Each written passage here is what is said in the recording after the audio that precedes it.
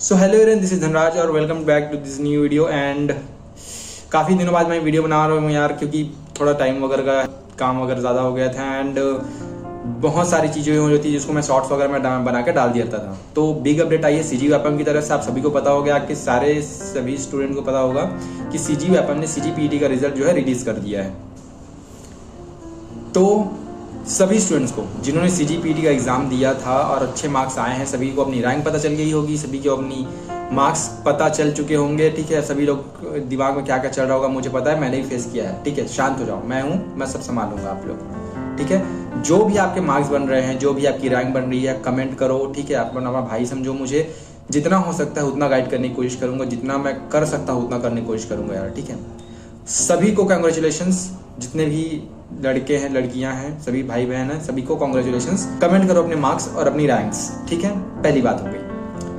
अब आप लोग के दिमाग में क्या चल रहा होगा यार, वो मुझे समझ में आ रहा है कि कौन सा कॉलेज मिलेगा, कौन सा कॉलेज नहीं मिलेगा, प्राइवेट में जाना सही है, गवर्नमेंट में जाना सही है। ताऊ जी का लड़का कुछ बोल रहा है, मामा जी का लड़का कुछ बोल रहा है, यूट्यूब का एक भैया कोई और बोल रहा है। ठीक है, तो देखो यार, पैनिक होने की ज़रूरत नहीं है। ठीक है, रिजल्ट अभी आया है, रिलैक्स करो, टाइम है काउंसलिंग का प्रोसेस आने में। ठीक है, लंबा टाइम है। ठीक है, बहुत कुछ समझना, उसके बाद पार्टिसिपेट करना है, उसके बाद सारी चीज़ें प्रोसेस करना है। सारी चीज़ें मैं बताऊंगा स्टेप बाय स्टेप। देखो यार, भरोसा करोगे आपको फ़ायदा ज़रूर मिलेगा। ठीक है, नहीं तो आप मेरी वीडियो देखोगे, फिर दूसरे की वीडियो में कमेंट सेक्शन में पढ़ के आओगे कि उसका कॉलेज अच्छा है, ये अच्छा है, फिर मुझे क्रॉस करोगे। क्योंकि लास्ट ईयर कुछ बच्चों को जिनको गाइड किया था, उनका दिमाग इतना फटा हुआ था, इतना मतलब कि जब मैं जैसे ही मैं कुछ उनको गाइड करता था, फिर वो दूसरों से पूछते थे कि ये वगैरह सही है कि नहीं। फिर वो मुझसे क्रॉस क्वेश्चन फिर पूछते थे, उन्होंने ऐसा बोल दिया तो ये। तो देखो यार, एक जेन्युइन पर्सन पकड़ो। ठीक है, मैं खुद जीसी रायपुर से कंप्यूटर साइंस इंजीनियरिंग ग्रेजुएट हो चुका हूँ और आप लोगों को सही से सही डिसीजन लेने में ज़्यादा से ज़्यादा, बेहतर से बेहतर मदद करने की कोशिश करूँगा।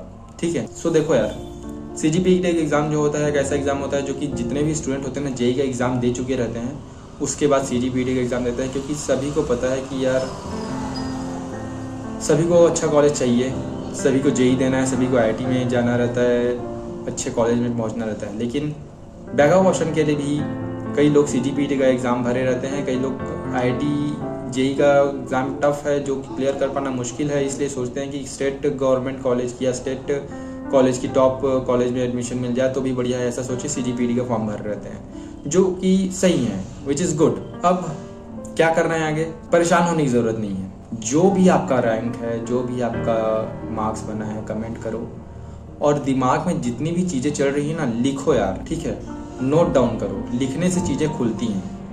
अगर मैं आपको 3,297 इंटू 597 करके मल्टीप्लाई करने के लिए आपको बोल दूँ तो आप दिमाग में नहीं सॉल्व कर पाओगे।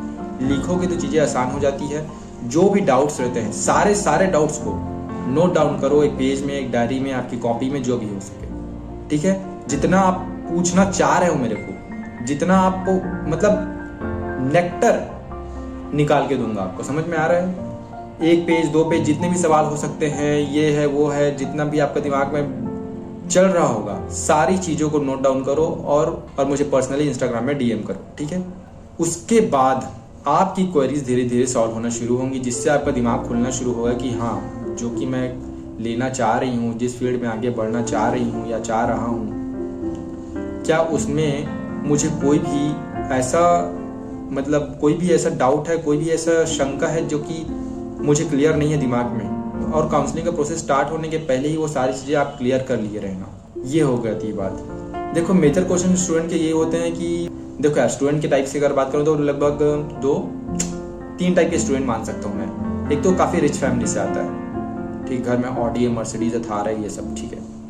दूसरा होता है मिडिल क्लास फैमिली या ठीक ठाक फैमिली बोल सकते हैं, जो कि अच्छे स्कूल से पढ़ा रहे हैं, इंग्लिश मीडियम के टीपीएस से पढ़ रहे हैं, ऐसा ऐसा। ठीक है, तो ये स्टूडेंट हो गया। तीसरा होते हैं जो कि मिडिल क्लास से नीचे हैं, जो किसी घर में मतलब सरकारी स्कूल से पढ़ा है लड़का। ठीक है, ये सब स्टूडेंट्स होते हैं। तो जो रिच फैमिली होती हैं उनका ये रहता है यार कि प्राइवेट कॉलेज में पढ़ेंगे, गवर्नमेंट कॉलेज में अच्छी ये नहीं होती, वो होती। तो आप भी अगर आप शंका में ये सब चीज़ें, आपको कमेंट करो। ठीक है, दूसरा ये है कि पहला तो एक क्वेरी ये होता है कि रैंक अगर अच्छा आ गया है, मार्क्स अच्छा आ गया है, कई लोग के मार्क्स अच्छे होंगे, लाइक 100 क्रॉस हुए होंगे, 120 क्रॉस हुए वाले भी रहते हैं, 100 क्रॉस हुए वाले रहते हैं। कई लोग के मार्क्स 90 प्लस होंगे, 80 प्लस होंगे, 70 प्लस होंगे।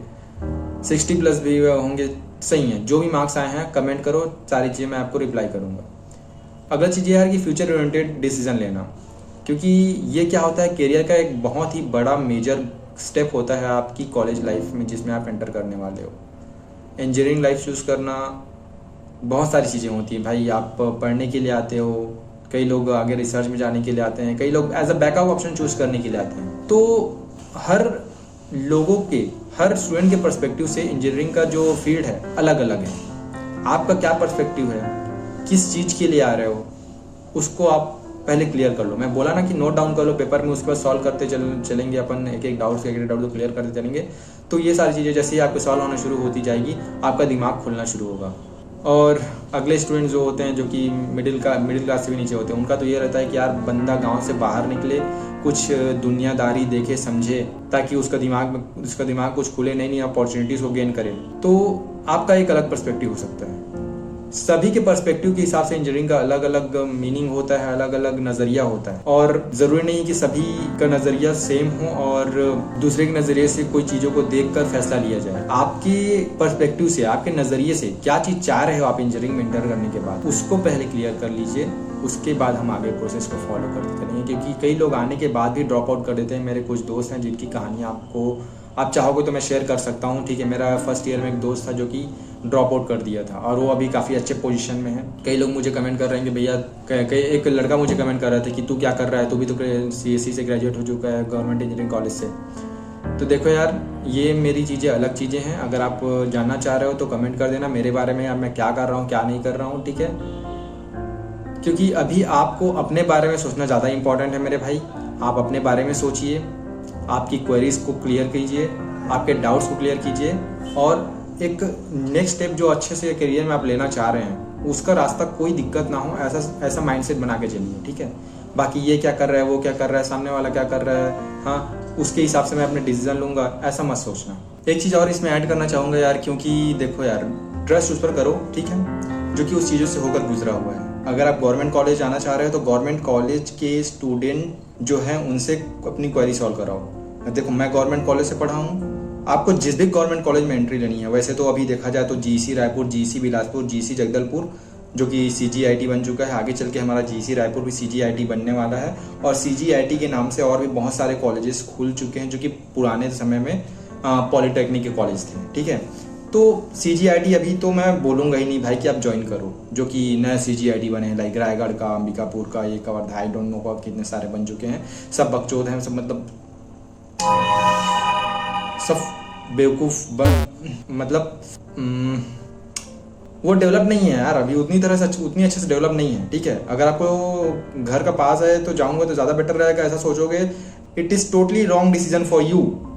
समझ में आ रही मेरी बात। CGIT का डेवलपमेंट उतना खास है नहीं। वो डेटा साइंस वगैरह कोर्स आ गए हैं, AI मशीन लर्निंग वगैरह कोर्स ऐड कर दिए हैं, BTech with AI machine learning, computer science with AI, data science, ये सब चीज़ें का CGIT का डेवलपमेंट उतना खास है नहीं। हाँ, जिस कॉलेज में डेवलपमेंट अच्छे से हो रही है, पहले से चलता आ रहा है, पुरानी समय से जो ब्रांचेस चलते आ रहे हैं, किस कॉलेज के अंदर, कौन सी ब्रांच के अंदर क्या प्रॉब्लम आएगी, उसके फैकल्टीज कैसे हैं, प्लेसमेंट कैसी हैं, ये क्या है, वो क्या है, ये है, सारे डाउट्स नोट करो, इंस्टाग्राम में DM करो, अपने डाउट सॉल्व करो, मज़े करो।